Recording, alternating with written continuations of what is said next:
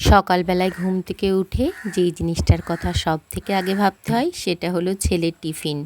আজকে ওকে বানিয়ে और जब দিয়েছি फिर वो वहाँ সব प्रेशर प्लेट ডাল, लेके মানে खड़ा होगा, उसको তরকার ডাল सारा বানিয়ে सामान দিয়েছি मिलेगा एक একদম बारी में। जैसे সিম্পলভাবে, हाइड्रो কোনো की তেল होगा कि মশলা না। जंप करके আর बहुत सारे দিয়েছি 20 দুটো कौन রুটি। कर लेगा, আর लेकिन এখানে ও 20 नहीं খাচ্ছে বাটি করে একটু শুকনো মুড়ি, আর সকালবেলায় যাওয়ার সময় সামান্য একটু লিকার চা খেয়ে যায়। কারণ হরলিক্স বা কোনো দুধ জাতীয় জিনিস খেলে খুব বমি করে রাস্তাতে, কারণ ওইটা তো অ্যাসিড হয়ে যায়।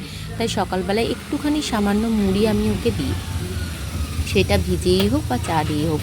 এখন ওর স্কুলের গাড়ি চলে এসেছে আর ও উঠে পড়লো, কারণ আজকে প্রায় এক সপ্তাহ বাদ ও স্কুল যাচ্ছে। তাই একটু মানে ঘুম থেকে উঠেছে একটু একটু লেজি লেজি ভাব, কারণ এক সপ্তাহ তো প্রায় বেলা পর্যন্ত ঘুমিয়েছে। আর আমি ছেলেকে এদিকে স্কুল পাঠিয়ে আমিও একটু ল্যাদ খেয়ে নিচ্ছি।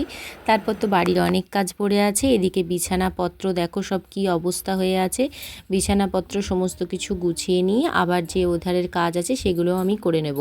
আর এদিকে আমার আর আমার বরেরও টিফিন করা হয়ে গেছে, ছেলের জন্য বানিয়েছিলাম তাই আমরাও খেয়ে নিয়েছি। তো এইটা টিফিন না, ঠিক সকালবেলা একটু চা দিয়ে খেয়েছি আর কি, রুটি তরকারি। তো বেলা হলে আবার টিফিন করব। এদিকে বিছানাপত্র সব গুছিয়ে নিয়ে সকালবেলায় ঘুম থেকে উঠে তো বিছানা বাগাতেই হবে। তো বিছানাপত্র সব গুছিয়ে নিয়ে এবার সব বাসনগুলো ধুয়ে দিয়ে গেছে, সেই বাসনগুলোকে গুছিয়ে সমস্ত কিছু রাখতে হবে। কি পুজোর আগে ঘর দুয়ার অল্প অল্প করে ঝেড়ে নিচ্ছি, এখন মোটামুটি সমস্ত কিছু পরিষ্কারই আছে। এদিকে ছেলের বইয়ের তাক টাক সমস্ত কিছু গুছিয়ে রেখে এবার বাসনগুলো যেয়ে গুছিয়ে নেব। বাসন গোছানো হয়ে গেলেই মোটামুটি এখনকার মতন কাজ শেষ।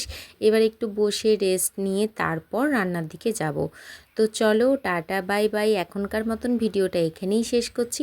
ভিডিওটা যদি ভালো লেগে থাকে অবশ্যই একটা লাইক করে দিও।